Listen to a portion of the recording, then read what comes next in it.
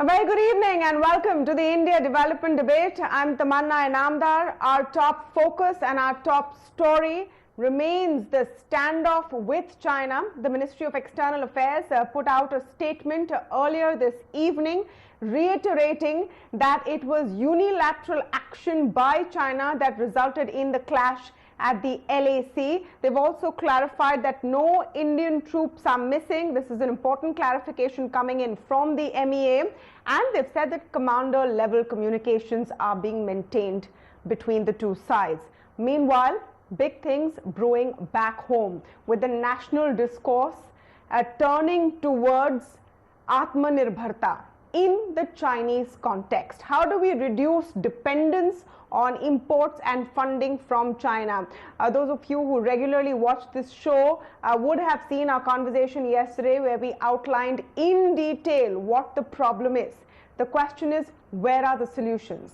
Now, a couple of things have happened today. There are reports that the IPL may relook at their title sponsor. There was news today doing the rounds of a Chinese handset maker postponing a launch. And then the Indian Railways also went ahead and cancelled a Chinese contract, a Chinese company's contract worth about 500 crore rupees. The technical reason is that not enough progress was made. Meanwhile, a lot of emotional people also asking for different things. Let's throw our television sets, let's throw our mobile phones, let's boycott that bowl of Hakka noodles. But is that really the solution? Let's talk on the basis of data and facts on what we can really do. What the situation calls for is a serious SWOT analysis of where our dependence lies and what is in the realm of possibility to reduce that dependence. How do we move towards that goal? To find the solutions, we first need to identify the problem. And my colleague Mubina is joining me now to outline the extent of dependence on Chinese imports that we have. Mubina? India and China, big trading partners, is definitely no secret. Right from steel to toys, India does purchase quite a bit from China. Here are some of the sectors wherein we see a huge amount of imports coming in, not just from China, but from across the world. Topping the charts is electrical and electronic components, where incidentally, China is a big supplier to India. This is followed by nuclear reactors, boilers, and machinery. Organic chemicals, iron and steel as well are some of the big components that we import from the world. In fact, just a couple of years ago, China has been accused of dumping steel into Indian territory.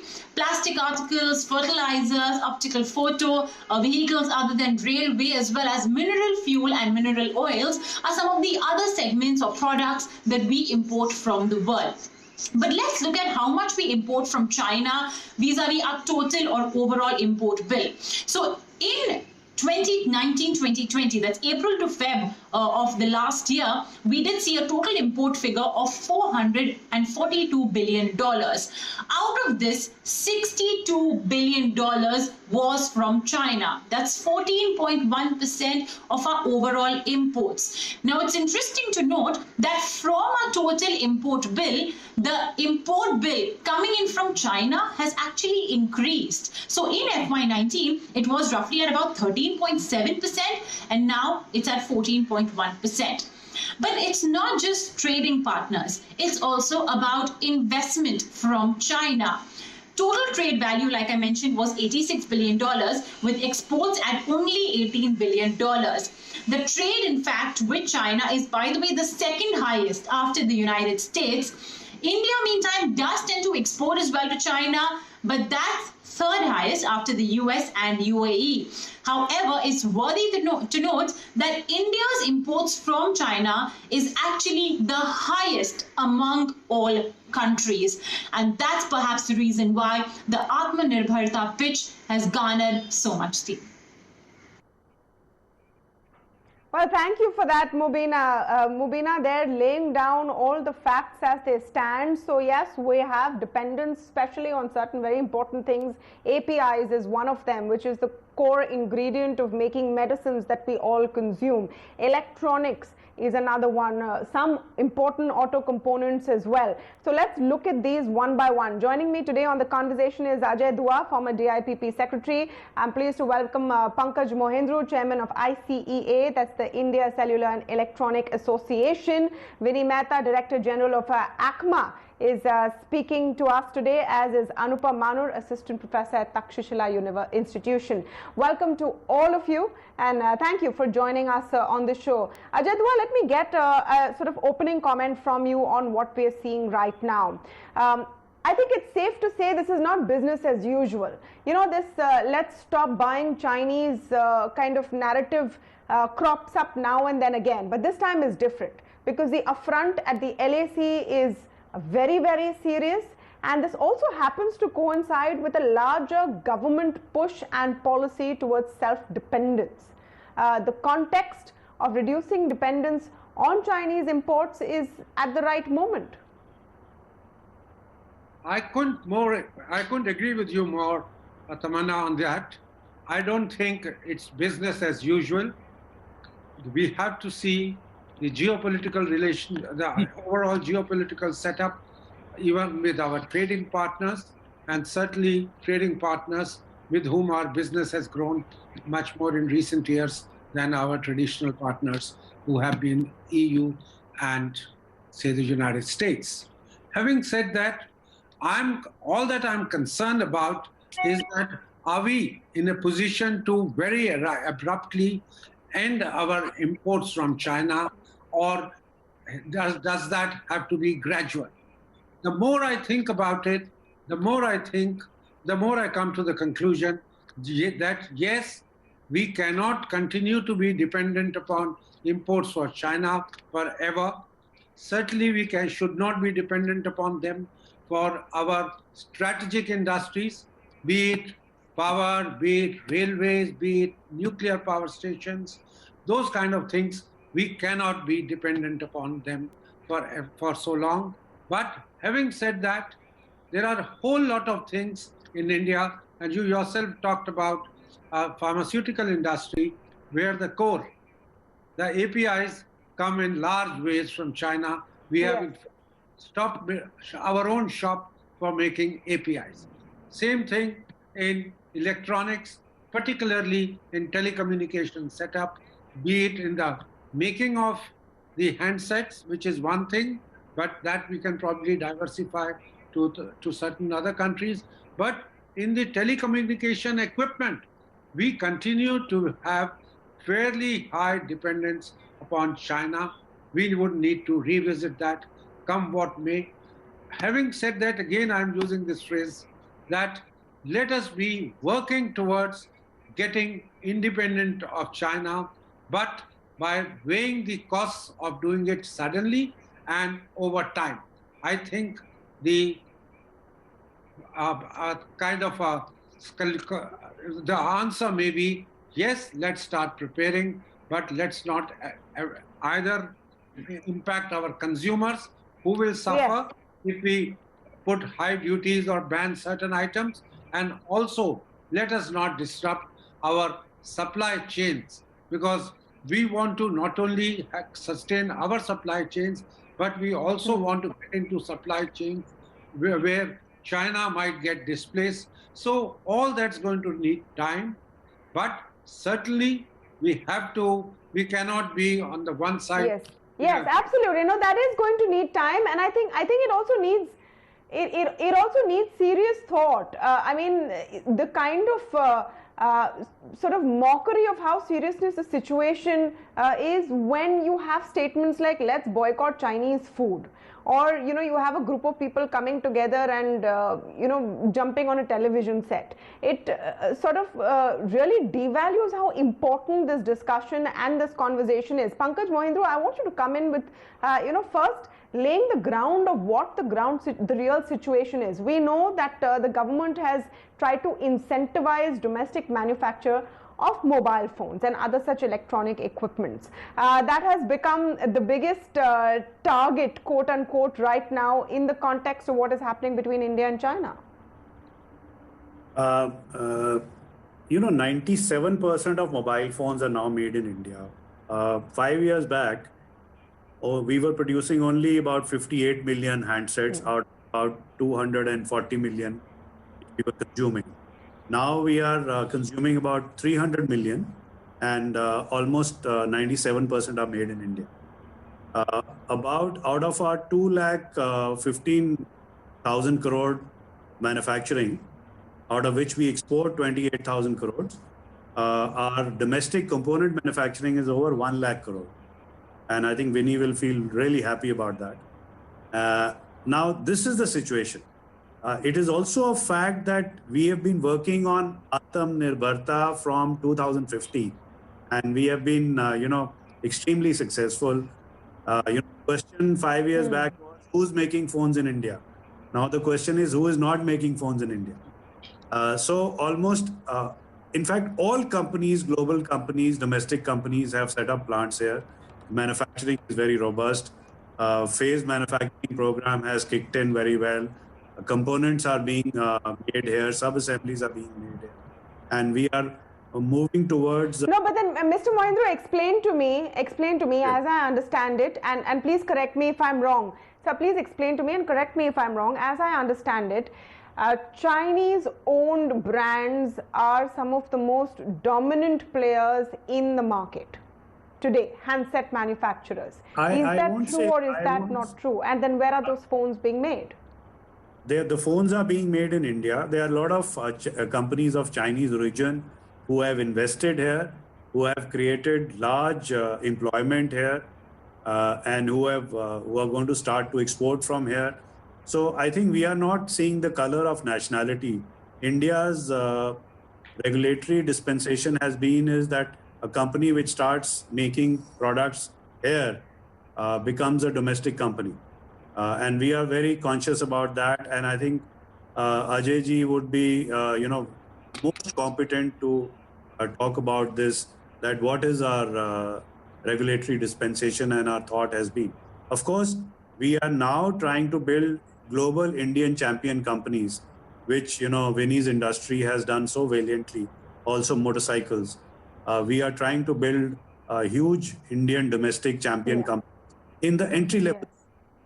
So we have great respect for what all the companies, including Samsung, Apple, Vivo, Oppo, Xiaomi, what they have done for India in terms of building a large manufacturing footprint and bringing the supply chain here.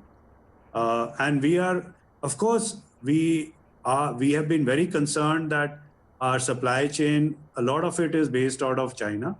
And we want to become a strong competitor. But let me flip this on another side. China has $14 trillion economy. It's going to be our largest future market. It's next to us. So I am not seeing, we have crossed that stage that we are, scared. No, Mr. Mohindroo, they don't let anyone in. No, they don't let anyone in. No, they don't let anyone in. We know this. We know this of China's policy, whether it's as opposed to India or anyone else. That is not a fact. That is really not a fact. That is a hunch.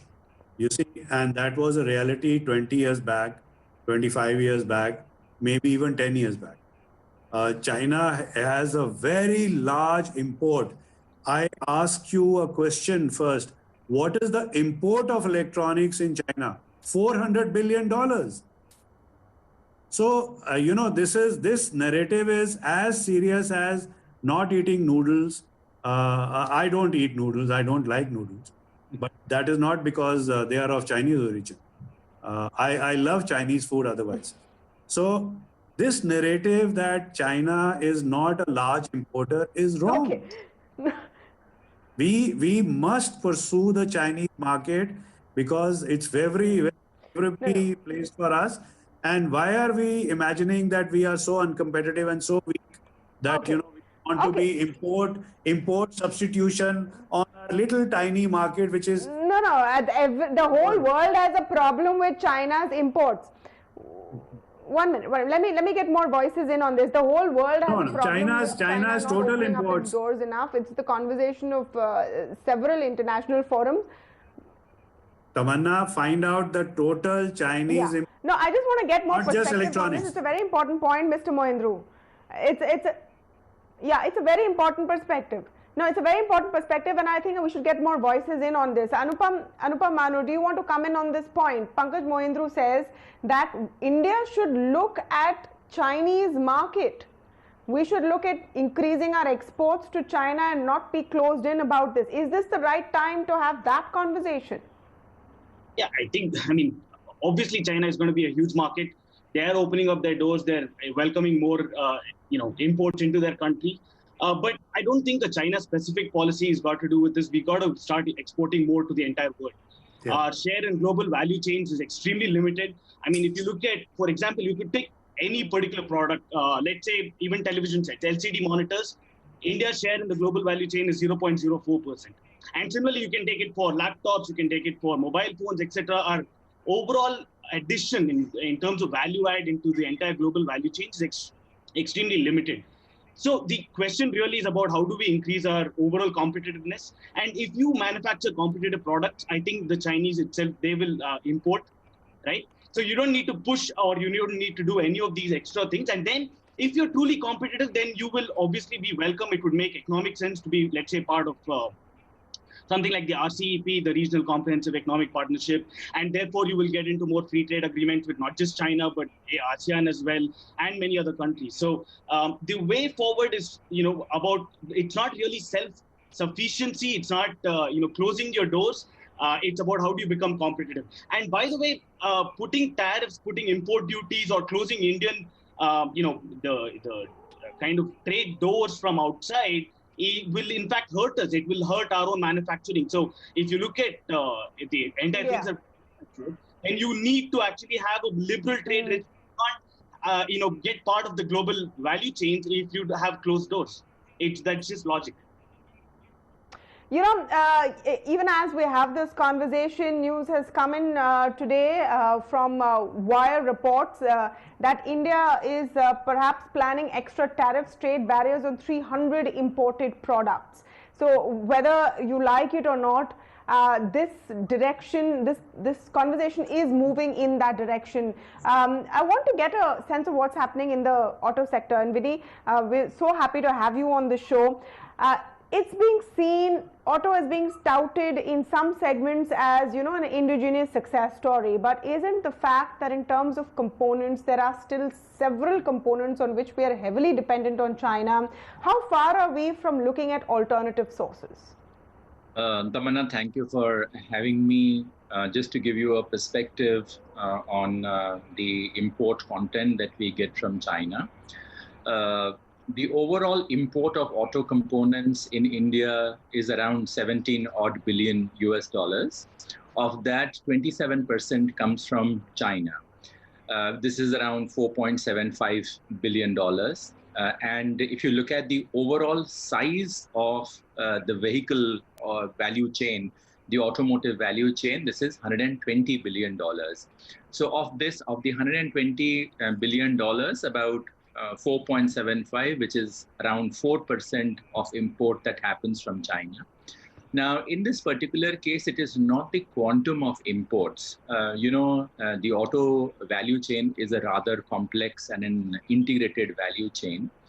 And some of the components that come into India are those that we do not have competence, technological competence, say the electronics part, the critical parts. We transitioned from BS4 to BS6 in just 3 years' time, whereas Europe took 12 years. Now, these kind of components, when you transition so quickly to another technology, you have to then rely on another market to get those components. Okay. Yes, and again, I mean, coming to the Atmanirbhar vision of the Prime Minister, I think the auto component industry, the entire automotive industry, in fact, has been a shining example of an Atmanirbhar industry. And I would agree that we should not get into a knee-jerk reaction, as Mr. Dua said, that the value chain is rather complex. Let's not disrupt the value chain. What happened in the COVID, in the aftermath, and the lockdown across the globe, the value chains, not just the automotive, several of them have suffered rather badly. It is now that we are once again coming back, streamlining, stabilizing. Another disruption at this juncture would be a harakiri.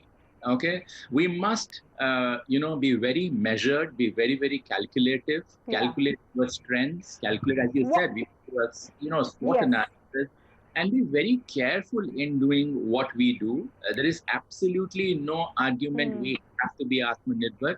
The lesson from the COVID and the lockdown has been every single economy, every single country, every industry wants to be in certain ways de-risking itself. Okay, and they are therefore looking inwards to be more self-sufficient, to be more competitive in that sense. And probably this geopolitical overture that has happened, it would probably precipitate or hasten that process. Okay, but no knee jerks, please. It will be very dangerous for the whole industry. No, that's a good perspective, Mr. Mehta. What is your sense? Because the mood seems to be, if you read between the lines and you listen closely to the voices coming in, the mood seems to be that we need to send a strong message apart from just what our brave soldiers are doing at the LAC and the diplomatic conversations. To hit where it hurts, it has to be on the trade front. There's no doubt about that. Do you sense that there will be stringent measures coming in, Mr. Mehta? Look, Tamanna, there are, one has to, there's a complete demarcation between what is a political overture and what is a practical business way of doing things. Okay, I'm not getting into it. Okay, the media and the political overture will keep on happening. It has been happening for the last 40 years. It will continue. And I think trade will find its way. We have to make sure that the industry remains viable, that the industry continues, jobs get created. Money has no color, whichever economy it comes from. Business does not happen on emotions, right? These are long thought, long drawn processes on which business is built. I think we have to respect that. We need jobs in the country. We need investments in the country. I think we should not disrupt those. Okay. But yes, again, we must move towards self-sufficiency. There's no denying that. Yeah. We need to make our industry competitive. Anupam said that. I think we need to focus how we can be an export hub for the whole world. Okay, let's say even China does not allow big deal. That's one part of the market. Anupam was alluding to the global value chains. In the automotive space, the global trade, the auto component space is around $1,300 trillion, right? 1.3 trillion, okay? And in that, the India share is just wee bit about 1.5%. Right. So we are very minuscule in that sense. We have to look at our own competency. We have to see how we can be global competitive. Okay. And when we talk about global competitiveness, it's the industry cannot do it alone, right? It has to be takes two to a tango. The industry has to rise up to the occasion. And at the same time, there are certain expectations of the government. What are our key problems? Our big cost of capital is one of the highest in the world.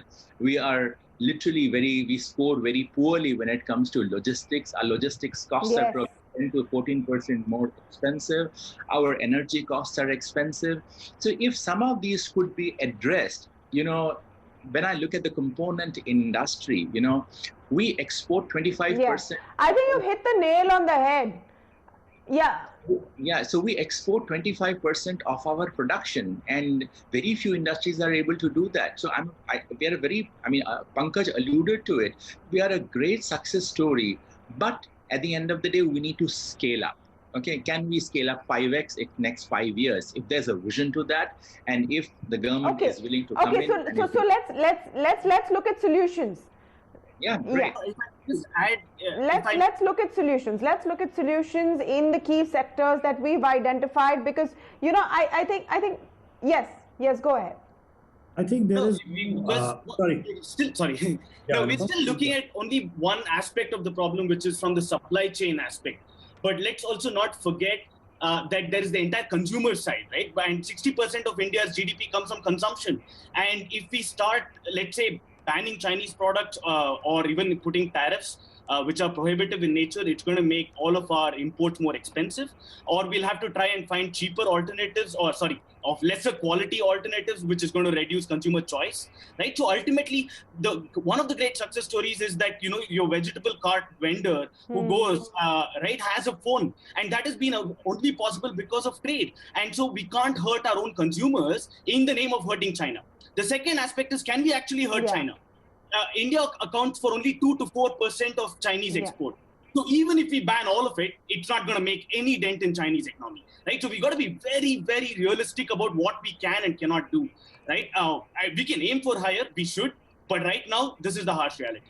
I think some action on our part is certainly called for. It's not things as usual. So even in our measured response, I would be a votary of not letting the Chinese come into projects in India. The projects, not just trade goods, we've discussed that at some length. I would say projects in the power sector, projects in the telecommunication sector, projects in ports. And the Chinese are following, as we all know, two routes. One, they directly bid, and they are able to outbid even Indian giants like the L&T, which they did last week in a metro contract. Because we do not know the Chinese costing system. No one in the world has been able to decipher that. Second, I think we also need to be very clear with the Chinese that as far we are willing to get hurt when it comes to projects, when it comes to national security issues, anything to do with defense, anything to do with electronics, because power projects, etc., can now be controlled by a switch in China itself. You can just switch off the electricity of a whole country if you know how to grid. So yes, so those kind of things, I would say, let that message go down to the Chinese clearly. That's a cost we are willing to bear. But on Indian industry, which is dependent upon Chinese import, be it, we just discussed automobile, it might be 4 or 5%, but those are critical items. Similarly, we do not want to stop making hand phones in India. It might be 40% still imports, a lot of it from China, but as much from Taiwan as a fair amount from Korea and elsewhere. Till we are able to tie up other markets, I think let's go along. It's going to cause disruption in labor, which is already an issue now with people out of formal work and informal as well. So let trade not be the actual leverage, but I'm also moving on to a third thing before I give the floor to other gentlemen. I think the Chinese are coming into the Indian market through their private equity. A hell of a lot of investment, particularly in the last 2 years, is that the Chinese private equity players are investing in not only startups, most startups in India, which we are touting as success, money is Chinese, not even, and no one else has much. Secondly, I think the control on the strategic industries also, we have to make sure that it's not passing into Chinese hands through this route. I would be careful, but I would not disrupt, just to sum it up, I would not disrupt trade relationships. We are a small player in the Chinese scheme of things. Chinese can probably do without us, but if we will be hurting ourselves if we were to put up tariff walls of a very high order if we were to ban items. No, so obviously the idea, So the idea is to have a calibrated approach, not to, sort of cut your nose to spite your face. Anupam, where do we draw that line? I think we're already pretty clear on, areas which could impact security, where, we want complete sovereignty. We've moved towards that. So you think that we're pretty secure in that sense, or is there more to be done? No, I think on the investment front, I absolutely agree with Dua sir. So I think you can just broadly categorize into two. Blanket bans on investment again doesn't make sense because we have basically our investment rate has been falling for the last 10 years. It's from about 39% of GDP to about 29% of GDP. So we need investment irrespective of where it comes from. But you can categorize into two. One is, let's say, sensitive areas. So that would be, as he said, defense and so on, where you should not be allowing Chinese investment, telecommunications. But there are a whole bunch of dumb investments, right? So in, let's say, roads. Not near the borders, but with internal infrastructure projects, basic dumb infrastructure projects, probably can get investment. But in terms of solutions, which we were talking about, where do we go from here? The good news, I'd like to probably end on a positive note. The good news is that we're already doing some bits here and there, right? So we've already started instituting, for example, land laws. Karnataka has taken up some kind of land reforms, and MP, UP has taken up labor reforms. These were long pending reforms. From 1991, we've not touched these two aspects. And I think that will help Indian manufacturing. That will help actually shift some of the manufacturers from China into India because of COVID. The other big thing that we really need to be looking at is banking reform. And unless we really fix the capital flows to industry, which has been a big bottleneck, the NPAs and the balance sheet problems, I don't think we can solve this problem. So these are, 2 or 3 really big reforms that are kind of on the works, and we need to do that at a large scale and throughout the states. Yeah. Yes, Tamanna, I want to pick up a thread from what Mr. Dua said, So land, labor, ease of doing business. Yes, Pankaj, just coming to you. I was just saying land, labor, reforms, ease of doing business are long-standing issues and problems with or without China in the picture, which we need to work on. And we've promised, and we've started showing some steps. So that's a positive. How do we increase the speed? Yes, Pankaj. I'm sure that the two leaderships will find a way to break this impasse, which is a military impasse. I also agree with all the panelists that the trade and business should not be affected. The other very important thing is that, the existing Chinese investments, what are there, should feel very safe and feel very protected. That will be a very strong message. Today, there should be a diplomatic war where, we should tell the entire world that how, profound and wonderful India is in terms of restraint, in terms of, taking care of people who have, accepted our invitation and have invested in India. That will be a very strong message. But I would, again, that flip question which I gave, a $14 trillion economy next to you, an economy with such humongous reserves, investable reserves, it is too attractive to, let go by this jingoism. I'm not saying that we compromise our strategic even 0.1%. But you started off so beautifully when you gave that example of somebody stamping on the television and so on. But let me tell you, the Indian consumer is a very wise consumer. Yes. The Indian trade and industry are very smart people. And what Vinny has been saying, I think that epitomizes it, that we will take very conscious decisions, very smart decisions, and which will build our economy, and particularly our industry is already on the right track. And we hope that by 2023, we will be exporting to China and components, sub-assemblies. Right. We'll be exporting to China. China will be one of our largest markets. Okay. That would be great. That would be great. Let's see what happens by 2023. Vinny wanted to come in. Yes, Vinny. Yes, no, I just wanted to pick up a thread from what Mr. Dua said and also what Pankaj said. Mr. Dua alluded to the fact that the pricing of Chinese products is very, very opaque. Okay. and Pankaj is talking about exporting to China. I think the underlying thing is how can we be price competitive, right? And our challenge, say, when I talk to the government, they say, hey, we got to, literally follow the WTO principles. Anything that I say that, look, I need an incentive because I am suffering because a particular, say, the Chinese, the Wuhan market, the Wuhan industry came out of the COVID and the Chinese government gave them flat 2% incentive for export. Okay. I tell my government says, no, we cannot because we have to be a fair competitor. Full marks on it. But, I cannot run with my hands and feet tied up. Okay. I need a solution. Okay. And China has admitted that. Yeah. But the point is, Pankaj, they have withdrawn from the solution debating that they are a market economy. Yeah.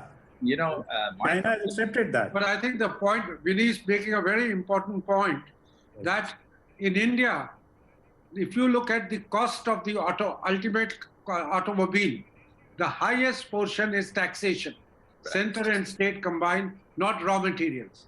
A point which I think the SIAM, ECMA have been making it for years together. I think instead of giving direct subsidy to them to get over the, in any form of whether it's a capital subsidy or a cash flow, etc., let's just try and lower the duty on GST on many of the products which go into car making. You will be helping the customers, you will be helping the industry, and the jobs we want to create, all those jobs could probably come in this industry where we have to a large extent established our prowess. So, it's interesting. It's interesting how it comes down to policy, how it comes down to, basic issues that can make us competitive. And it need not be just a very broad, motherhood statement. There are already well laid out, identified measures that we can take, things we can do in different sectors to make ourselves competitive. I think the best way forward would be to start moving on those. And for things that we cannot substitute for now, well, we cannot substitute for now. Treat it as a trade deal like any other. That's really the best pragmatic way forward instead of throwing out that TV or that bowl of gobi Manchurian. On that note, I'd like to thank all of you for joining us on this first discussion on the India development debate. And speaking about food and Chinese food, a lot of furore, storm in a teacup or bowl of soup maybe, over what food we should boycott. But the key question is, how Chinese really is the Chinese food that we know and love? Go Corona! Go Corona! Corona go! Corona go! The man behind Go Corona Go, the unofficial slogan for coronavirus in India, is back at it again. This time, the Minister of State of Social Justice and Empowerment, Ramdas Athavale, has gone viral on social media for demanding a ban on restaurants selling Chinese food in India. मुझे लगता है कि India में Chinese restaurant की संख्या बहुत बड़ी है और इसीलिए हर राज्य सरकार को मेरा निवेदन है कि जहाँ जहाँ चाइनीज रेस्टोरेंट है उनके ऊपर पाबंदी लगानी चाहिए और लोगों को भी मेरा अपील है कि लोगों ने भी मतलब चाइनीज फूड पर बहिष्कार डालना चाहिए और चाइना को मतलब सबक सिखाने की आवश्यकता है। चाइना को इकोनॉमिकली भारत ने बहुत बड़ी साथ दी है लेकिन चाइना टस के मत नहीं हो रहा है। चाइना बार बार अपने खिलाफ इसी तरह की साजिश कर रहा है और इसीलिए मुझे लगता है कि चाइना के प्रोडक्ट पर पाबंदी लगाने के संबंध में सरकार ने भी अनाउंसमेंट की है तो इसी तरह उस पर पाबंदी लगानी चाहिए। While several citizens immediately got on to the boycott Chinese goods bandwagon in India and even broke a television or two, the tables have turned the moment fingers were pointed at our beloved Chinese food. The primary argument is that the Chinese food we know and love is not really Chinese. Gobi Manchurian, chow mein, Hakka noodles, chili chicken, manchow soup. All of these are dishes you are unlikely to find either in the streets of Beijing or in Shanghai.